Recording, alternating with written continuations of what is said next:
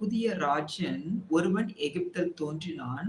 அவன் தன் ஜனங்களை நோக்கி, இதோ இஸ்ரவேல் புத்திரராகிய ஜனங்கள் நம்மிலும் ஏராளமானவர்களும் பலத்தவர்களுமாயிருக்கிறார்கள். அவர்கள் பெருகாத படிக்கும் 10வது வசனத்துல, அதே யாத்திராகம் 1வது அதிகாரம் 10வது வசனத்துல நல்லா கவனிக்கணும். அவர்கள் பெருகாத படிக்கும் ஒரு யுத்தம் உண்டானால் அவர்களும் நம்முடைய பகைஞரோடே கூடி நமக்கு விரோதமாக யுத்தம் பண்ணி.